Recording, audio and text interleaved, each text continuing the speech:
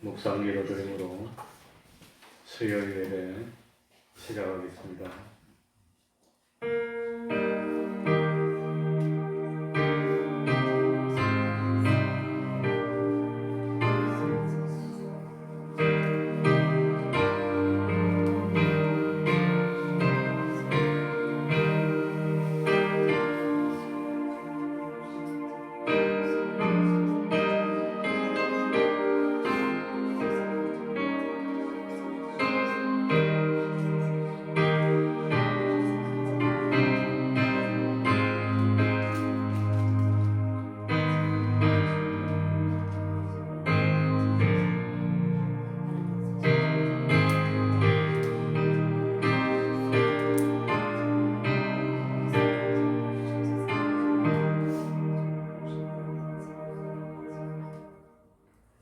하나님 아버지, 이 시간에도 감동으로 역사하여 주셔서 우리들의 발걸음을 하나님의 전도로 인도하여 주시고, 참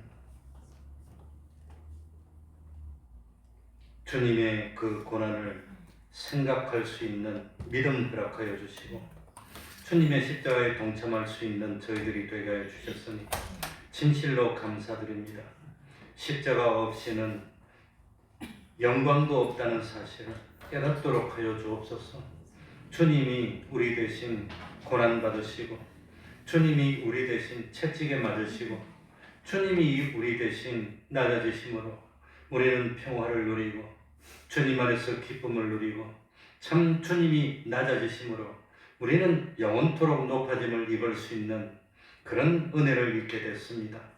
하나님 아버지, 주님이 나를 살리고 구원으로 이끌기 위해서 어떻게 고난당하시고 어떻게 희생하셨는지, 어떻게 자기를 버리셨는지, 어떻게 인내하였는지를 조금이라도 깨닫는다면, 깨닫는 것만큼 나도 이제 은혜를 받았으니 주님을 위해서라면, 참 하나님의 영광을 위해서라면 기꺼이 욕을 먹어도 기뻐할 수 있고, 고난을 당해도 오히려 참 즐거워할 수 있는 그런 참 믿음을 가지는 저희들이 되게 하여 주옵소서.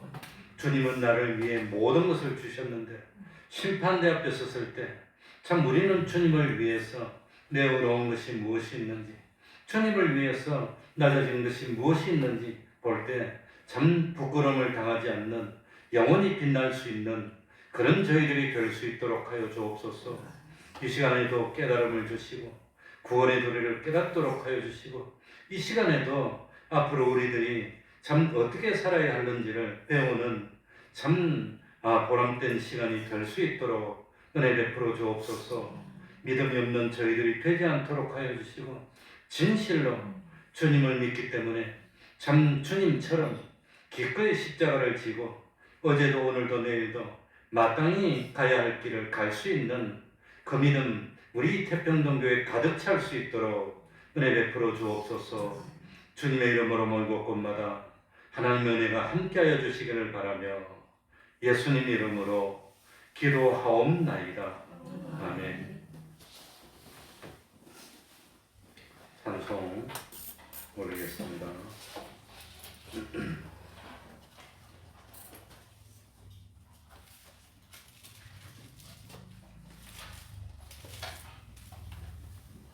찬송가 146장입니다.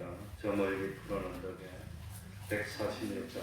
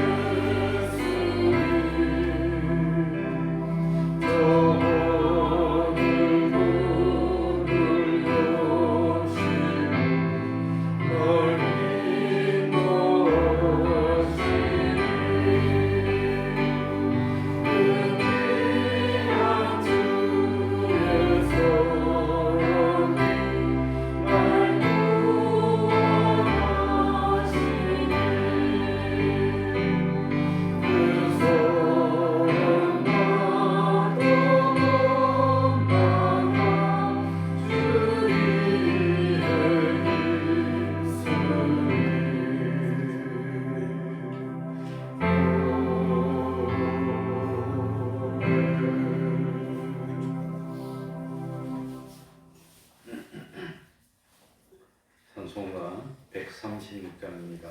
거기 너희 쏟는 것 136장입니다.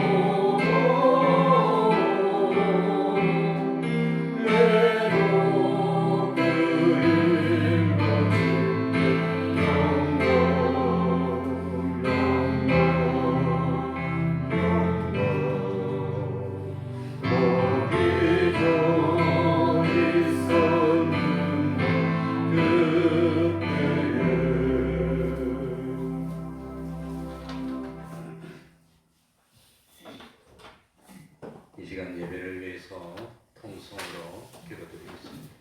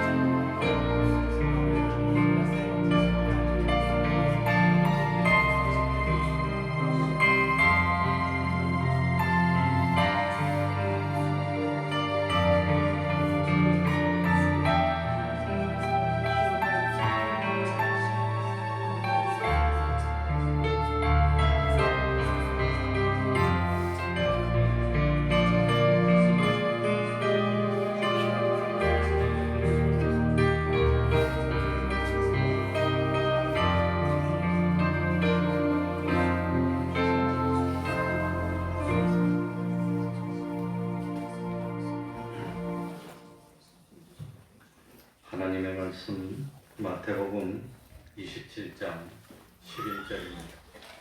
마태복음 27장 11절입니다.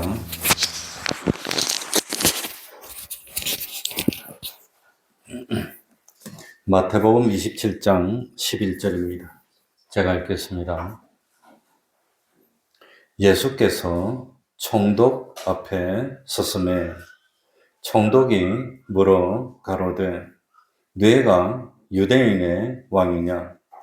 예수께서 대답하시되 네 말이 옳도다 하시고 대제사장들과 장로들에게 고소를 당하되 아무 대답도 아니 하시는지라.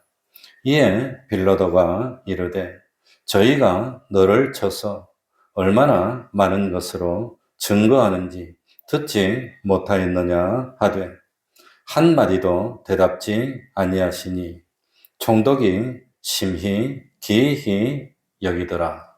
아멘. 14절까지 읽었습니다.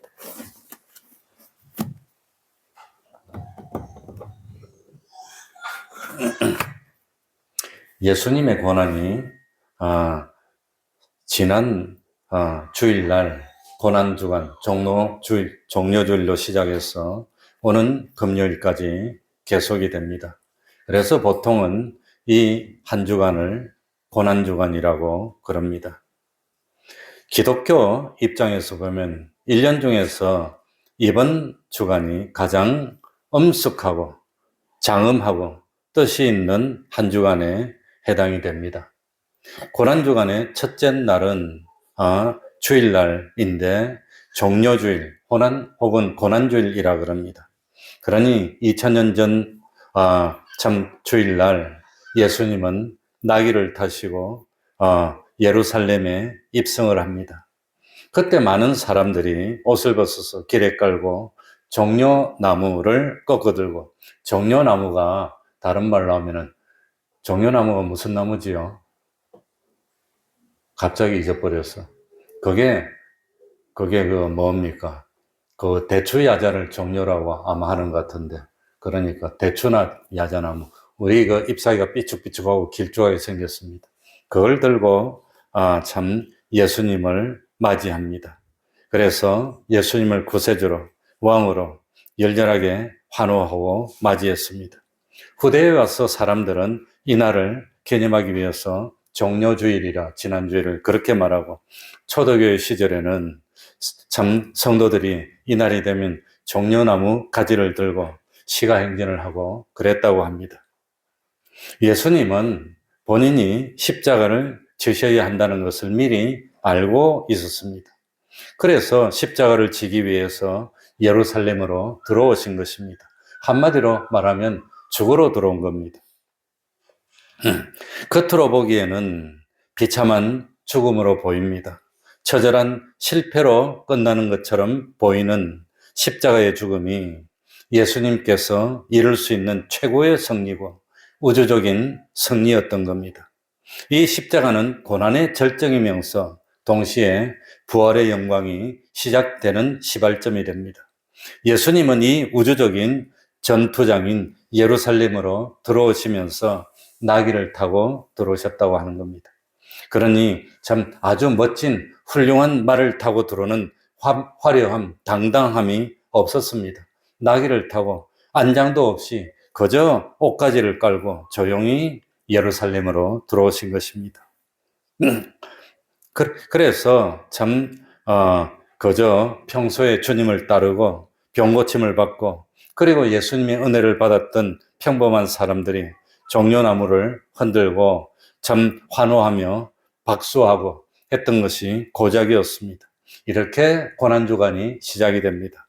그리고 둘째 날인 월요일은 예수님이 죽으시기 전에 월요일 날 제일 먼저 한 일이 뭐냐? 성전을 뭐 하는 일을 했지요? 깨끗하게 정화하는 일을 합니다. 그래서 이 참 월요일은 성전을 방문했습니다. 성전에 돌아보니까 성전이 참 불결했습니다. 장사꾼들의 참 이 시장바닥 같은 그런 복마전이 되어 있었습니다. 주님은 십자가를 지시면서 사실은 피를 흘려서 성전을 깨끗하게 하실 텐데 그걸 참 그 전에 미리 이 참 분노하시면서 채찍을 들고 휘둘러 장사꾼을 내보내고 성전을 깨끗하게 합니다. 당시에 이스라엘 백성들은 1년에 3번 예루살렘을 방문합니다. 이 성전에 와서 절기를 지키고 제사를 드렸습니다. 그런데 저 갈릴리 지방 멀리서 오면서 이 제사를 제물을 끌고 오는 게 그게 참 어렵고 또 소나 양이 없는 사람은 소나 양으로 제사를 드리려면 사서 구해야 됩니다. 그러니까 이 점을 이용해서 수단도 좋은 장사꾼들이 제사장들의 협조와 참 비호 아래서 소나 양 같은 제물로 사용한 고기를 팔게 됩니다. 그런데 당시에 사회적으로 사용하던 돈에는 로마 황제의 모습이 들어 있습니다. 이런 참 이 깨끗하지 못한 돈을 성전에서 쓸 수 없다고 해서 이스라엘 사람들이 쓰는 세켈이라는 돈으로 바꾸고 그 세켈로 바꾸어서 소나 양을 사게 됐습니다. 그리고 세켈로 바꾸어서 헌금을 하게 됐습니다. 그런데 참 이 환율을 터무니없이 비싸게 해서 폭리를 취하고 또 참 제물로 사용할 그야말로 거룩하고 흠이 없는 그런 참 좋은 이 참 잘 구별해서 기른 양들 소를 팔아야 되는데 그렇지 않고 눈 먼 것, 절름발이, 비루 먹은 것 이런 것을 참 뭡니까? 아주 비싸게 팔아먹는 그런 일이 벌어졌다고 하는 겁니다. 그래서 세상의 시장보다도 더 지저분하고 거짓과 욕심이 들끓는 곳이 성전이 되고 말았다고 하는 겁니다. 그러면서 겉으로는 경건하고 예배를 드리고 하나님 앞에 경배하고 찬양하는 것처럼 보이지만 안을 들여다보면 지저분하고 육체의 검은 욕심이 준동하는 그런 것이 성전의 모습이었습니다. 그래서 예수님은 십자가를 지시기 전에 참 주님의 몸된 성전이 거룩을 잃고 욕심을 앞세우는 자가 받을 심판을 상징적으로 보이시면서 뭡니까?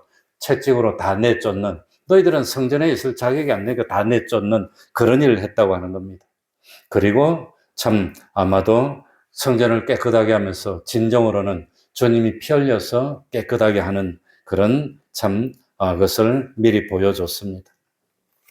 그러니 참 주님이 지금은 사랑으로 기다리고 있지만 때가 되어서 심판할 때는 가혹하게 채찍으로 다 내쫓는 것처럼 하늘나라에 못 들어오게 다 내쫓게 되는 그런 일이 일어날 겁니다. 그리고 분노의 길을 가다가 무화과 나무를 바라봅니다. 근데 무화과 나무를 보니까 겉으로는 이파리가 무성하고 정말로 열매가 주렁주렁 할 것 같았는데 정말 가서 보니까 열매가 하나도 없는 겁니다. 그러니 참 겉모습은 그럴듯하고 신앙이 좋은 것처럼 보이고 그야말로 경건하고 거룩해서 의의 열매가 주렁주렁 할 것 같은 그런 사람들이 많았지만 속을 보니까 심판대에서 보니까 열매가 하나도 없은 그런 것을 상징하는 무화과 나무를 뿌리로부터 말라버리도록 주님이 저주해 버리는 겁니다. 외식하는 신앙들을 다 저주했다고 하는 겁니다. 그래서 참 무화과 나무는 뿌리로부터 말라버립니다. 다시는 열매를 맺지 못하고, 다시는 열매를 맺지 못한다는 것은 무슨 뜻입니까? 지옥 간다는 겁니다. 열매 없게 된다는 겁니다. 결국은 참 성전에서 내어 쫓긴 것과 같은 그런 참 결과가 되고 말 겁니다. 그러니까 신앙생활을 하더라도 정말로 열매를 맺는 신앙생활을 해야 되는데 차갑든지 더웠든지 참 그런 열심히 있어야 되는데 차지도 않고 덥지도 않고 미지근하면은 내어버리면 당하고 만다고 하는 겁니다. 이 성전에는 주님이 언제든지 오시더라도 먹을 수 있는 뭐가 있어야 되지요? 진설병이 있어야 됩니다. 그런데 이 성전에 진설병이 없는 겁니다. 주님이 드실 수 있는 음식이 없으니까 없으면 버림 당하고 맙니다. 그래서 참 우리도 주님처럼 순종하는 그런 사람이 돼야 됩니다. 참 주님처럼 참 때가 찼다가 됐을 때 참 내쫓고 그러나 오늘 본문에 보면은 총독 앞에 섰고 대제사장 장로들에게 고소를 당했지만 말이 없었습니다. 말이 없어도 화려한 말이 없어도 순종하는 할 일을 다해서 열매를 맺는 그런 성도가 돼야 됩니다. 사람들이 볼 때는 그럴듯하게 참 보였지만 잎사귀가 무성하고 화려하고 수려하고 그럴듯하게 보였지만 실제로 보니까 열매가 없다고 하는 겁니다. 그러면 안 되는 겁니다.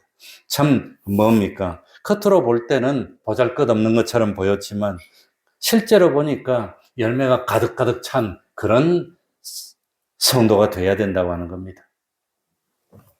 그래서 참 뭡니까? 열매를 맺지 못하는 참 그런 사람들, 참 외식으로 신앙생활을 하는 사람들은 결국은 모습이 드러나게 되고 쫓겨남을 당하게 되고 참 하나님의 진노를 받게 될 걸 가르쳐 준 것이 첫째 날 월요일입니다. 그리고 둘째 날 월요일, 셋째 날 화요일은 예수님이 무슨 일을 하셨냐? 참 바리새인들과 참 뭡니까? 이 사두개인들과 이 뭡니까? 참 그런 서기관들과 논쟁을 합니다. 화요일은 논쟁을 하면서 이 뭡니까? 뭐에 대해서 종교 문제에 대해서 또 정치에 대해서 또 납세에 대해서 부활에 대해서 논쟁을 합니다. 그런데 참 그 바리새인이나 이런 사람들은 예수님의 대답에서 올무를 잡아서 십자가에 매달려고 논쟁을 하는데 예수님은 그런 줄 알면서도 꼬박꼬박 진리를 다 가르쳐 주셨다고 하는 겁니다. 그리고 예수님은 예루살렘 성을 내려다보면서 눈물 흘리신 날이 무슨 날이라고요? 둘째 날입니다. 앞으로 얼마 있지 않으면 참 이 40년도 못 돼서 멸망해버리고 말 이 예루살렘의 앞날을 내다보면서 눈물 흘린 날이 둘째 날입니다. 그래서 완전히 폐허가 될 것이고 참 이 잉태한 아이벤 여인의 배를 갈라서 죽일 것이고 어린아이부터 노인네까지 남녀를 가리지 않고 참 한 사람도 남겨두지 않고 모조리 다 죽여서 살육을 당할 그 예루살렘의 심판날을 내다보면서 눈물을 흘리는 겁니다. 지금이라도 회개해야 되는데 돌이켜야 되는데 돌이키질 않는 겁니다. 사람들이 미래를 내다봤습니다. 그러면서 눈물을 흘렸습니다. 그러니 무지한 사람들, 욕심에 눈이 먼 사람이 한 치 앞을 내다보지 못하고 조금 편해보겠다고, 조금 잘 입어보겠다고, 조금 더 참 잘 대접받아 보겠다고 양심을 속이고 흥청망청 살고 있으면서 참 때가 되면은 아우성치며 눈물을 흘리지만 용서받지 못하고 다 죽임을 당할 그 날을 바라보면서 중의적입니다. 이스라엘이 멸망하는 것을 바라보면서 앞으로 심판날이 되면은 주님이 다시 와서 심판할 때가 되면 이렇게 멸망받을 텐데 하면서 주님이 눈물 흘린 날이 화요일이라고 하는 겁니다. 그래서 실제로 역사에 보면은 참 그 주님이 십자가를 지시고 난 뒤에 그 주후 한 70년경에 로마 여에서 이 예루살렘이 멸망당하는데 기록에 보면은 그 당시 2000년 전에 110만 명 가까운 사람이 죽었다고 나옵니다. 110만 명. 지금 성남 인구가 한 90만 명 좀 더 되는데 그것보다 20만 명이 더 되는 인구가 죽었다. 그러니 구시가 신시가 다 합해서 한 2, 3만 될 건데 그거보다도 20만 명이 더 되는 어마어마한 숫자가 죽임을 당합니다. 그래서 주님이 십자가를 지고 골고다 길을 갈 때 자기를 위해서 눈물 흘리는 여인들을 보고 나를 위해서 눈물 흘리지 말고 너희를 위해서 올라 그랬습니다. 자기 앞날을 위해서 올라 그랬습니다. 그리고 수요일, 드디어 오늘 수요일입니다. 수요일은 하루 쉬는 날입니다. 그래서 예수님도 제자들하고 하루 쉬면서 다독여주고 먹여주고 앞으로 주님의 제자들도 다 고난의 길을 가고 십자가를 질 텐데 내다보면서 미리 위로도 해주고 먹여주고 한 날이 그게 수요일입니다. 그런데 바로 이 수요일에도 예수님을 잡아 죽일 그 대제사장들의 그 사람들은 모여서 어떻게 잡을까, 어떻게 죽일까를 궁리하면서 바쁘게 움직인 날이 수요일입니다. 그래서 그런지 제가 신학교 다닐 때도 수요일은 뭡니까? 오전 수업입니다. 오후에는 다 교회 가서 봉사하도록 수요일은 딱 오전 수업입니다. 그리고 다섯째 날인 목요일, 내일입니다. 바로 이 내일은 십자가를 지기 마지막 날이 마지막 하루 전입니다. 이 목요일은 세족 목요일이라 그럽니다. 바로 이 목요일 날 마지막에 참 주님의 날이 주님의 시간이 얼마 남지 않은 것을 아시고 참 주님이 제자들을 사랑하시면서 마음껏 위해 주시고 섬겨 주신 날이 목요일입니다. 그래서 이 목요일 날 뭐가 있었죠? 만찬이 즐거운 거 아닙니까? 그런데 즐거운 건데 십자가를 지기 전에 마지막 만찬이라서 최후의 만찬.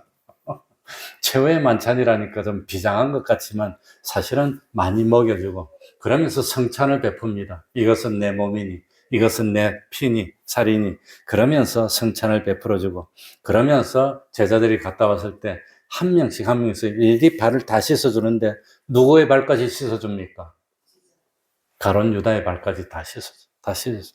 그날이 참. 그런데 이 주님은 이 밤이 지나면 자기가 죽어야 된다는 걸 압니까? 모릅니까? 알고 있으면서 하나씩 다 씻어주는 거. 그게 얼마나 사랑입니까?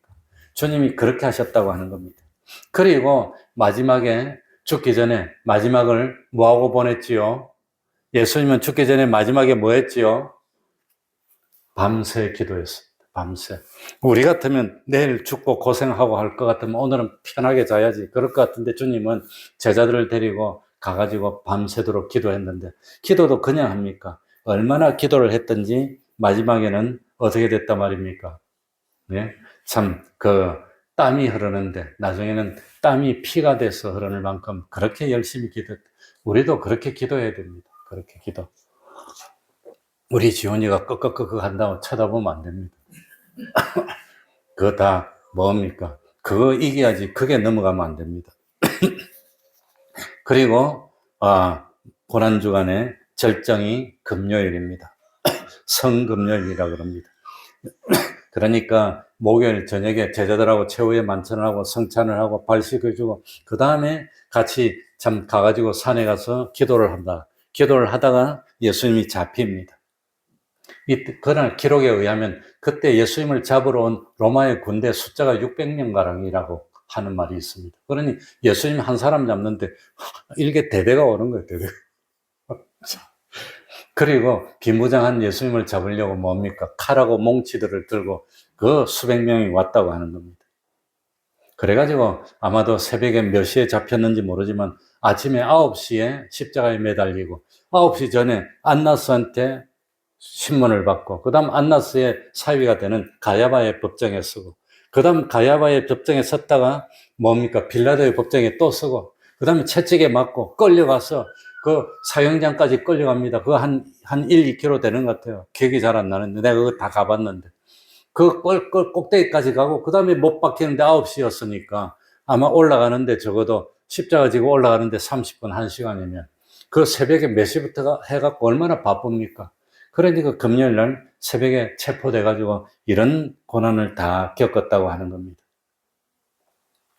그래서 아침 9시에 십자가에 매달리고 6시간을 고통당하다가 운명했던 날이 금요일입니다. 그리고 토요일은 안식일입니다. 그러니까 유대인들도 쉬게 되어 있었습니다. 그리고 예수님은 금요일 오후 3시에 십자가에 못 박히고 난 뒤에 아리마대 사람 요셉에게 양도돼가지고 동굴에 그 매장된 게 토요일입니다. 그리고 뭡니까? 금요일 저녁입니다. 그리고 토요일 하루 지나고 주일 새벽에 부활하셨다고 하는 겁니다. 예수님이 부활하시지 않았다면 우리 기독교는 없어졌습니다. 있을 리가 없습니다. 제자들도 다 흩어지고 다 끝났는데 예수님이 부활하셨기 때문에 실망했던 제자들이 다 기운을 차리게 됐고 다시 모여서 주님이 부활하셨다 증거하게 되는 겁니다. 그래서 오는 주일을 부활절로 지키는 겁니다. 그 주님이 죽은 줄 알았는데 초상까지 쳤는데 그리고 뭡니까? 돌로 그 굴을 막고 황제의 인으로 봉인하고 로마의 병정들이 지켰는데 그런데 주님이 부활하신 겁니다.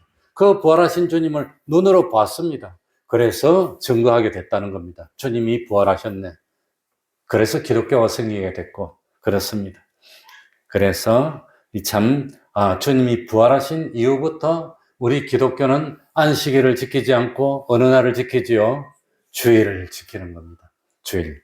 주님이 부활하신 날부터는 항상 안식 후 첫날, 주일날마다 나타나서 예배를 인도하고 주일마다 나타나서 생명의 역사를 하고 그래서 자연스럽게 주님으로부터 시작돼서 초대교회 사도들로 통해서 오늘날까지 사도들의 전통을 어기는 사람은 저주를 받는다 했습니다.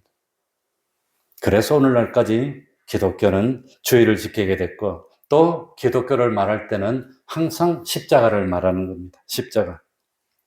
이 십자가는 통나무 2개를 가로 세로를 엮었습니다. 높이는 한 3m 됐다 그럽니다. 그러니까 키가 아무리 커도 2m 되더라도 1m 이상 공중에 떠서 매달리게 되는 십자가. 그러니 십자가를 땅바닥에 뉘어놓고 그 십자가 위에 사람을 맞춰놓고는 못을 박아놓고 그 다음 십자가를 들어 세워서 구덩이 판대 놓고 이렇게 묶고 돌로 쌓아서 대롱대롱 매달려서 진이 빠져서 죽게 만드는 게 그게 뭐라 말입니까? 그게 십자가라고 하는 겁니다. 이 같은 십자가에 하나님의 아들 예수 그리스도가 죽었다고 하는 겁니다. 그것도 창조주이시고 심판주 되시는 예수님이 피조물의 손에 처참하게 죽으시면서 참으셨던 것이 십자가입니다. 그리고 이 십자가는 기독교의 상징이 됐고 로마가 기독교를 국교로 받아들이고 10년 후에 화폐에 십자가를 넣었다고 합니다. 30년 후에는 사람이 죽으면 관에다가 십자가를 다 그릿받고 그럽니다. 그리고 400년이 지난 후에는 교회마다 십자가의 모형을 갖다 놨다 그럽니다.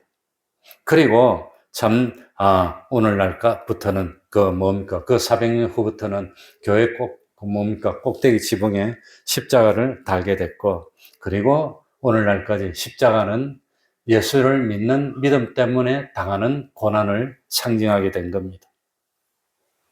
그래서 오늘 우리들도 신앙을 지키다가 어려운 일을 당하면 뭐라고 그러지요? 십자가라고 그러는 겁니다. 십자가. 그래서 십자가가 생겼고 집집마다 십자가 없는 집이 없습니다. 겉에서 보면 저 집은 저렇게 행복하니 저 집은 저렇게 부족함도 없고 부유하고 행복한 것 같은데 그런데 들여보면 그 집도 뭐가 있어요?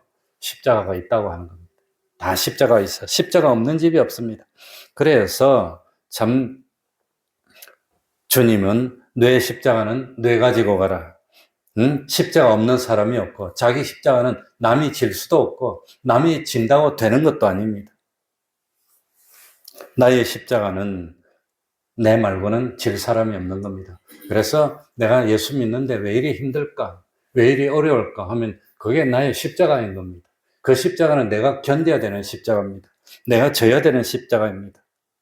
그러니까 남의 십자가는 작게 보입니다. 나의 십자가는 크게 보입니다. 그러나 하나님은 자기에게 합당한 십자가를 다 주셨다고 하는 겁니다.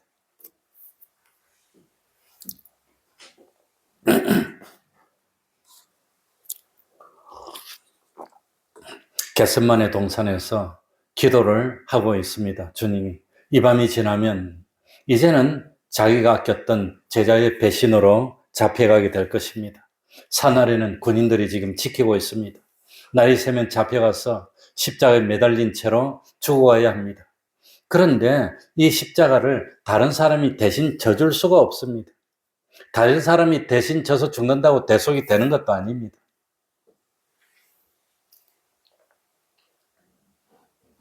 그래서 지난 주일날 읽었지만 이사야 53장 5절 그가 찔림은 우리의 허물을 인하며 그가 상함은 우리의 죄악을 인함이라. 그가 징계를 받음으로 우리가 평화를 누리고 그가 채찍에 맞음으로 우리가 나음을 입었도다. 예수님이 형벌을 많이 받을수록 우리는 더 편안해집니다. 예수님이 고난을 많이 받을수록 우리는 더 참 즐거워지고 건강해지고 예수님이 낮아질수록 우리는 부유해지고 어떻게 해서 이렇게 됐습니까? 그가 곤욕을 당하여 괴로울 때에 그 입을 열지 아니하였으며 입을 열지 아니하였으며 그래서 오늘 읽은 성경에 보면은 예수님은 그 억울한 재판을 당하면서 뭐라고 나옵니까? 입을 열지 않았답니다. 말을 하지 않았답니다. 얼마나 우리는 할 말이 많습니까? 그런데 예수님은 말을 하지 않았습니다. 그러니까 참 그게 예수님의 십자가라고 하는 겁니다. 모세가 참 시내산에 올라가서 40일 동안 하나님과 교제하고 있을 때 부패한 이스라엘 백성들은 뭘 만듭니까? 금송아지를 만듭니다. 그래가지고 우상에게 절하고 있습니다. 그런데 그 금송아지를 만드는데 아론이 아무런 말도 하지 못하고 동참했다고 하는 겁니다. 아무런 말도 못하고 그래서 참 아론은 성경에 보면은 아론이 금송아지를 만들면 안 돼. 우상 숭배하는 거야. 이건 죄 짓는 거야. 하나님을 진노케 하는 거야. 그러고 말려야 되는데 아무리 성경을 봐도 아론이 말렸다는 내용이 나오지 않는다는 겁니다. 그게 결정적인 문제입니다. 그런데 모세는 하나님이 이스라엘 백성을 구하라고 보낼 때 모세가 하나님께 뭐라고 그럽니까? 나는 혀가 뻣뻣한 사람이라 말을 할 줄 모릅니다. 그래서 누구를 붙여줍니까? 아론이 뭘 잘했어? 말을 잘했어. 그랬던 아론인데 이스라엘 백성들이 금송아지를 만들고 있고 모세는 40일 금식을 하면서 기도를 하는데 그런데도 아론은 입을 벌려서 그러면 안 된다고 말을 안 했다는 겁니다. 말 잘하는 아론이.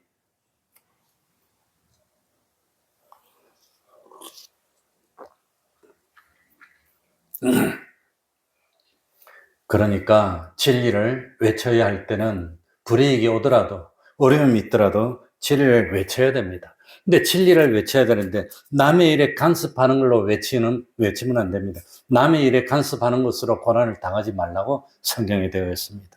그러니까 정말로 이것이 하나님이 기뻐하는 일이고 하나님이 나에게 주신 사명이라면 불이익이 있어도 어려움이 있어도 외쳐야 되는 겁니다. 그러니까 진리는 외쳐야 되고 불평은 하지 않는 겁니다.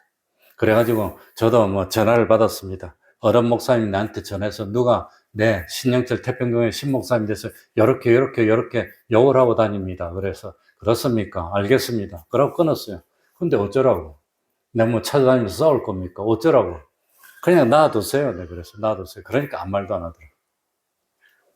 그래, 참, 어떤 우리 목사님이 참 큰 교회 가서, 우리가 가장 큰 교회 가서 있는데, 기독교의 개통의 신문에 어떤 신문 기자라는 사람이 이건 안 된다. 아무튼 그러니까 예수님은 오늘 성경에 보니까 뭐 했단 말이지요? 침묵했다는 겁니다. 말을 안 했습니다. 예수님은 비난 앞에서 침묵했습니다. 우리 같으면 얼마나 말을 많이 하겠습니까? 난 죄가 없어. 난 이래 하고 외칠 텐데 예수님은 말을 하지 않았다고 하는 겁니다. 사람들은 비난에 대해서 변명하려고 합니다. 그러다 안 되면 싸웁니다. 그러나 예수님은 자기를 비난하는 사람 앞에서 침묵했습니다. 제사장들과 바리새인들은 악에 찬 비난을 퍼부었지만 예수님은 거기에 대해서 한마디도 대꾸를 안 했습니다. 해명하려고 하지 않았습니다. 만일 주님이 변명하고 책임을 회피하려고 했다면 아마도 고통이 덜했을 수도 있고 혹시 죽지 않을 수도 있었을지 모릅니다. 그러나 주님은 끝까지 침묵했다고 하는 겁니다. 그러니까 오늘날과 같이 험담과 모략과 거짓이 난무하는 세상에서 침묵하고 있는다는 것이 쉬운 일이 아닙니다.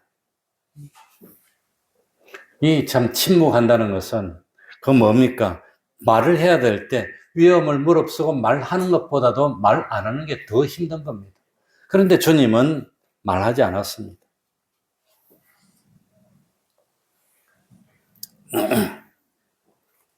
그러니까 하나님이 알고 있어. 하나님이 원수 갚는 권은 누구에게 있다 그랬습니까? 하나님이 다 갚아주실 건데 내가 뭐하려고 말을 합니까? 나는 침묵하고 말 안 하는 겁니다. 누가 무슨 말 하더라도 말 안 합니다. 그래서 제가 그걸 배워가지고 누가 나한테 전화해서 뭐라 하더라도 놔두십시오. 그냥 놔두십시오. 놔두시면 하나님이 때가 되면 다 할 건데 뭐 하려고 내가 그럴 겁니까? 놔두라고요. 그래서 주와 복음 때문에 참 믿음 때문에 내가 잘못이 없는데도 욕을 먹으면 성경에는 뭐하라 그랬지요? 기뻐하라 그랬어. 왜? 하늘나라에서 뭐가 클 거니까? 상이 클 거니까. 그러니까 말 안 하는 거예요. 뭐 하려고 말해? 놔둬, 그냥 놔둬. 그러다 말겠지 뭐. 알면 되는 거지. 그리고 예수님은 자기보다 약자 앞에서도 침묵했습니다. 사람들은 강한 사람 앞에서는 구부리고 약한 사람 앞에서는 호령하고 그러지 않습니까? 예수님은 그러지 않았다는 겁니다. 그러지 않았습니다. 그래서 참 예수님은 참 빌라도 앞에서도 헤롯 왕 앞에서도 비굴하지 않았고 온갖 누명과 질시와 오해를 뒤집어 쓰고 있었지만 변명하지 않았습니다. 또 모든 사람들이 돌을 들고 가늠하다 현장에서 잡힌 여인을 쳐서 죽이려고 할 때 같이 비난하지 않았습니다. 그때도 침묵했습니다, 예수님. 그리고 나중에 참 뭐라고 합니까? 딱 한마디 했는데 죄가 없는 사람이 돌로 치라고 그랬습니다. 그러니까 참 예수님은 참 비난 앞에서도 침묵했고 예수님은 약한 사람들 앞에서도 비난하지 않았습니다. 오히려 권세 있는 제사장이나 바리새인들에게 예수님이 뭐라고 그런 줄 압니까? 독사의 자식이라고 그랬습니다. 예수님은 탄식하신 적이 없습니다. 그게 주님의 모습입니다. 그리고 예수님은 십자가 위에서도 참 탄식하거나 불평하거나 그런 말 하신 적이 없습니다. 그래서 좁은 길은 고독한 길입니다. 좁은 길은 참 변명을 하고 따져가면서 할 말 다 하면서 갈 수 있는 길이 아니라고 하는 겁니다. 왜냐하면 침묵하는 삶 자체가 십자가의 삶이기 때문입니다. 그래서 사람이 살아가는데 여러 가지 요소가 필요합니다. 재물도 있어야 되고 건강도 있어야 되고 좋은 사람도 만나야 되고 그런데 정말로 필요한 것이 뭐냐? 그런 것보다도 믿음에서 나오는 담대함이 필요합니다. 그 담대함을 두 글자로 뭐라 그럴까요?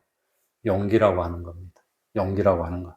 나서야 할 때 나설 줄 알고 말하지 말아야 될 때 말하지 않고 딱 참는 거. 이게 필요하다고 하는 겁니다. 이것이 주님이 가지셨던 용기입니다.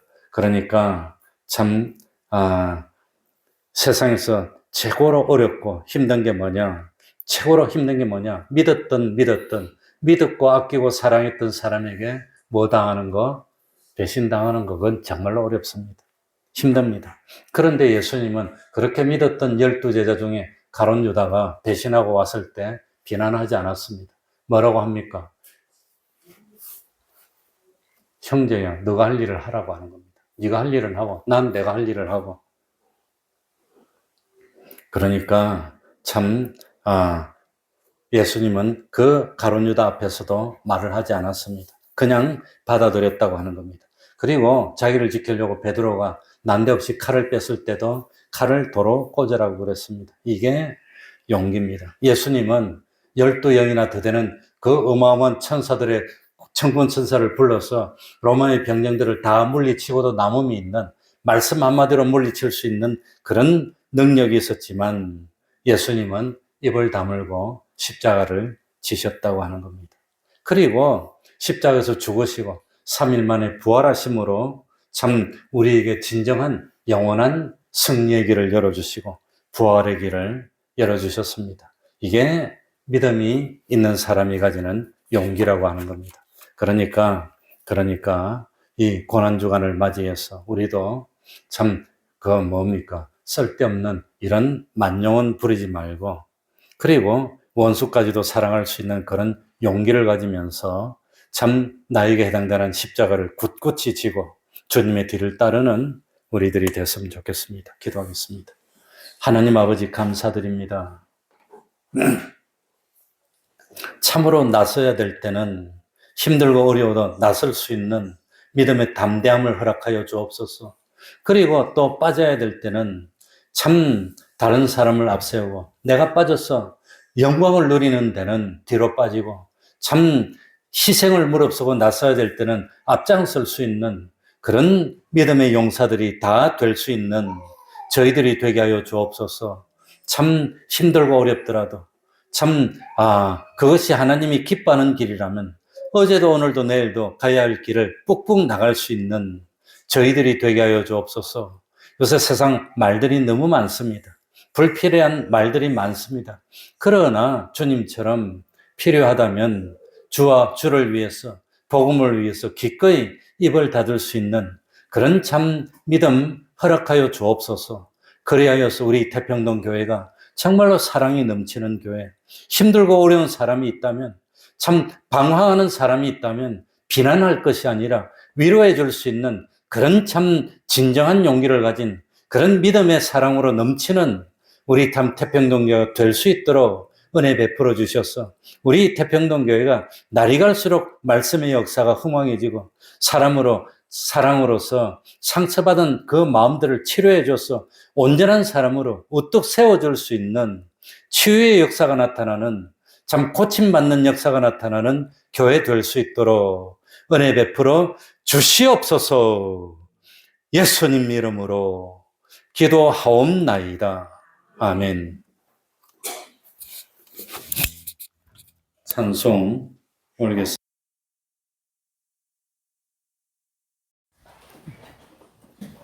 (141장입니다) 찬송가 141장입니다.